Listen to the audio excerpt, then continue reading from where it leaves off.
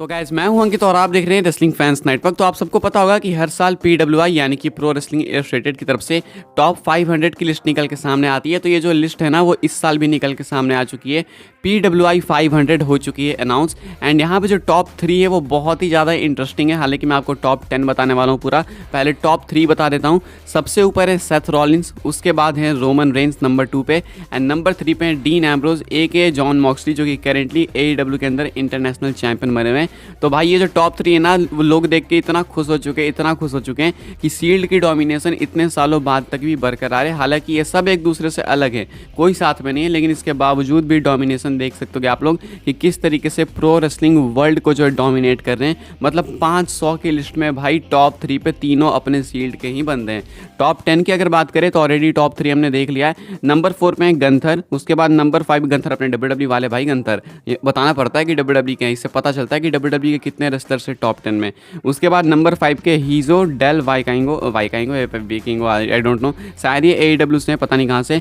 Number 6 पे MJF हैं, उसके बाद 7 पे काजुचिका ओकाडा है, नंबर 8 पे है ऑरेंज कैसिडी, नंबर 9 पे जोस अलेक्जेंडर, एंड नंबर 10 पे है कोडी रोड्स। तो टोटल यहाँ पे WWE के 1 2 3 4 नेम से टॉप 10 में, ऐसा कह सकते हो आप लोग। तो ये है भाई PWI 500 की टॉप 10 लिस्ट। अब 500 में तो भाई बहुत सारे रेसलर्स हैं, उतना तो मैं क्या ही बताऊं आपको, लेकिन हाँ टॉप 10 ये है। एंड टॉप 3 तो और ज़्यादा स्पेशल है। Congrats to the shield. वैसे शील्ड की ही बात की है तो शील्ड को लेके एक और अपडेट है। फैंस सोच रहे हैं कि क्या शील्ड का रीयूनियन हो सकता है, क्या शील्ड रीयूनाइट हो सकती है। आखिर ऐसा क्यों सोच रहे हैं फैंस, मैं आपको अब बताता हूँ। एक्चुअली कल सेथ रॉलिंस ने एक ट्वीट किया, आप लोग देख सकते हो कि ये ट्वीट, कोई कैप्शन नहीं यहाँ पे। एंड वो जो शील्ड का पोज ये तीनों करते थे, रोमन सेथ और डीन, वही वाली फोटो यहाँ पे। तो फैंस इसको देख के इतना हाइप हो चुके कि आपको लाइक से ही पता चल जा रहा होगा। 70,000 के ऊपर लाइक्स है भाई, 100 कह रहा था मैं, 70,000 से ऊपर यानी कि 70 के। और ट्विटर के ऊपर ये लाइक्स बहुत ही ज़्यादा एक्सट्रीम होते हैं। ये तभी होते हैं भाई जब किसी मैसिव सुपरस्टार का रिटर्न होता है या फिर बिल्कुल अनएक्सपेक्टेड टाइटल चेंज हो जाए किसी पेपर वगैरह में। तो ऐसे में 70,000 से ऊपर लाइक्स सेथ रॉलिंस की इस पोस्ट पे, जिस पर अभी 24 घंटे भी नहीं हुए। आज रात को जाके अच्छे से 12 या 11 बजे करीब 24 घंटे होंगे।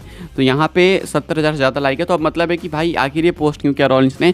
तो ऐसा कुछ नहीं है कि ये रियूनियन या फिर रिटर्न को लेकर, लेकिन हाँ स्टिल होप है कि एट सम पॉइंट अपने करियर में ये तीनों रियूनाइट होंगे एक बार रिटायरमेंट से पहले। लेकिन ये पोस्ट रॉलिंस ने इसलिए करी है क्योंकि वो एक तरीके से रिएक्शन दे रहे हैं अपना ये PWI वाली टॉप लिस्ट पे, यानी कि शील्ड की डोमिनेशन दिखा रहे हैं कि देखो ये जो है ना ये अभी भी डोमिनेट कर रहा है प्रो रेसलिंग इंडस्ट्री को। लेकिन हाँ फॉर श्योर इनका एक बार रियूनियन जरूर होगा, जरूर लिख के दे रहा हूँ, रिटायरमेंट से पहले तो एक बार जरूर होगा। मतलब ये तीनों आपको एक साथ वापस से देखने को मिलेंगे। अब हो सकता है कि वो वन लास्ट मैच के लिए भी देखने को मिले या फिर one last promo, no one knows, लेकिन हाँ ये साथ में देखने को मिलेंगे। एंड साथ में ही ये हॉल ऑफ फेम में इंडक्ट भी होंगे। आगे बढ़ते हैं गाइस, बात करते हैं अगली स्टोरी के बारे में, जो कि अपनी जुड़ी हुई है Roman Reigns, AJ styles and OC blood line को लेकर। बिल्कुल कंप्लीट स्टोरी है, पूरे प्लान्स हैं कि आखिर क्या हो सकता है। तो करेंटली AJ स्टाइल्स जो हैं इन्वॉल्व दिख रहे हैं ब्लड लाइन के साथ, जहाँ पे अभी तो इनकी कुटाई पिटाई हो रही है। अभी बताया जा रहा है ना स्लाइस रेसलिंग की तरफ से कि रोमन रेंस और AJ स्टाइल्स का मैच जो है आने वाले प्रीमियम लाइव इवेंट के लिए डिस्कस किया जा रहा है। और ये आने वाला प्रीमियम लाइव इवेंट कोई और नहीं बल्कि ये अपना क्राउन जूल होगा, जो कि सऊदी अरेबिया से होगा। अभी तो अगला फास्टलेन है, लेकिन वहाँ पे कोई भी मैच नहीं है रोमन का। उसके बाद सऊदी के इवेंट के लिए रोमन रेंस आएंगे एंड वहीं पे most probably Roman versus AJ styles होगा।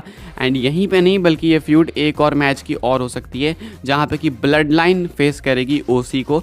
तो AJ स्टाइल्स की जो टीम है OC ओरिजिनल क्लब, वो फेस कर सकती है रोमन रेंस की फैक्शन, रोमन रेंस की टीम ब्लड लाइन को। ये बताया जा रहा है, ये एक पॉसिबिलिटी है अकॉर्डिंग टू स्लाइस रेसलिंग। तो क्या आप लोग ये वाला मैच देखना चाहोगे? क्या आप लोग चाहते हो कि ऐसा हो, blood line versus OC AJ styles की टीम? वैसे तो पहले ये 2 मैचेस होंगे, पहले Roman Reigns versus AJ styles ही बहुत खतरनाक मैच होगा अगर ये होता है तो, क्योंकि फैंस ने काफ़ी पसंद किया था इनका एक बार एक्सट्रीम रूल्स वाला मैच जो हुआ था। तो अगर ये वापस से होगा और रोमन के इस कैरेक्टर के साथ होगा तो और ज़्यादा बेटर होगा आई बिलीव, क्योंकि रोमन ने पहले से बहुत ही ज़्यादा इंप्रूव किया है। And blood line versus OC, तो ये कमाल का टैग टीम मैच हो गई। क्या आपके ओपिनियन से ये कब होना चाहिए, blood line versus OC? Comment करके बताना। आगे बढ़ते हैं, बात करते हैं अगली स्टोरी के बारे में, जो कि है ऑल स्टार TKO वीकेंड को लेके। तो ये क्या है, काफ़ी सारे लोग कंफ्यूज हो गए हैं निक खान की एक स्टेटमेंट के बाद। तो बेसिकली निक खान जो है एक इंटरव्यू के अंदर आए थे, जहाँ पे कि उन्होंने बात करी ऑल स्टार TKO वीकेंड के बारे में, जहाँ पे कि ये कहते हैं कि WWE स्मैकडाउन आएगा फ्राइडे को, UFC का इवेंट आएगा अपना सैटरडे को, एंड देन जो PLE होगा WWE का वो आएगा संडे को। यानी कि जो डोमिनेशन होगी वीकेंड पे वो TKO की होगी। अब काफ़ी सारे लोग कंफ्यूज हो गए कि भाई ये कोई स्पेशल इवेंट की बात हो रही है क्या, ये कोई क्रॉसओवर इवेंट है जिस तरीके से सर्वाइवर सीरीज होता है, ऐसा कोई सिस्टम है क्या? क्या, तो ऐसा बिल्कुल नहीं है गाइस, क्रॉस ओवर की यहाँ पे बात नहीं हो रही है। यहाँ पे बस बात ये हो रही है कि हमारा जो TKO ग्रुप होल्डिंग है ना, वो इतना डोमिनेट करेगा वीकेंड में कि लोगों को एंजॉयमेंट के लिए काफ़ी कुछ ऑप्शन है। फ्राइडे को स्मैकडाउन, सैटरडे को UFC का अगर कोई पेपर भी हो गया तो अलग बात है, वरना नॉर्मल इवेंट, एंड उसके बाद संडे को हो गया अपना WWE का PLE। तो यहाँ पे इनका कहना है कि TKO कंप्लीट डोमिनेट करेगा एंड लोगों को काफ़ी ज़्यादा एंटरटेनमेंट मिलने वाला है। लेकिन यहाँ पे एक दिक्कत ये हो जाएगी ना, ये वो नहीं कहते, ये मैं कह रहा हूँ एंड काफ़ी सारे लोगों ने नोटिस किया, यहाँ पे दिक्कत ये हो जाएगी कि जब WWE का PLE संडे को आ जाएगा, अभी तो सैटरडे को आता है USA में, तब जाके इंडिया में संडे को आता है, लेकिन अब वहाँ पे संडे को आएगा तो इंडिया में ये चीज़ मंडे को आने लगेगी। तो काफ़ी सारे लोग जो स्कूल जाते हैं या फिर काफ़ी सारे लोग जो ऑफिस वगैरह जाते हैं, वो संडे को काफ़ी ईजिली इंजॉय कर पाते थे पेपर व्यू। लेकिन अब क्योंकि शायद से वो, इनके बातों से लग तो रहा है शायद से, क्योंकि वो वापस से अमेरिका में संडे को हो जाएगी, तो देन इंडिया में आपको मंडे को देखने को मिलेगी। वहाँ पे भी काफ़ी सारे लोग नाखुश हैं, वहाँ पे भी कह रहे हैं कि सैटरडे को होना चाहिए, क्योंकि सैटरडे को उनका होता है तो वो अगले दिन आराम से लेट तक जाग वाग के छुट्टी में सो पाते हैं। तो इनका ये सिस्टम है, वो भी चाह रहे हैं कि सैटरडे को ही हो, एंड हम लोग तो चाहते ही हैं कि भाई सैटरडे को हो ताकि इंडिया में संडे को हो, ताकि ज़्यादा मजा आए। आगे बढ़ते हैं, बात करते हैं अगली स्टोरी के बारे में, जो कि द रॉक को लेके। तो पैट मैकअफे के शो के ऊपर आने वाले हैं Dwayne the Rock Johnson, and जो अगला एपिसोड होगा वहीं पे रॉक आपको देखने को मिलेंगे। ये ऑफिशियली जो है कंफर्म हो चुका है। अब ये अनाउंस होने के बाद ऑलरेडी स्पेकुलेशन चालू हो चुकी है कि भाई पैट मैकअफे तो रॉक से WWE रिलेटेड क्वेश्चंस पूछेंगे, और मे बी ये हो सकता है क्योंकि रेसलमेनिया क्लोज आ रहा है तो पैट मैकअफे कुछ ऐसे क्वेश्चंस पूछे जो कि लीड करे रॉक के रेसलमेनिया प्लान्स को। तो भाई पॉसिबिलिटी तो है, लेकिन मैं ऐसा आपको होप नहीं दूंगा कि हाँ होप करके रखो, लेकिन ये तो मैं श्योर हूँ कि WWE से रिलेटेड क्वेश्चंस होंगे।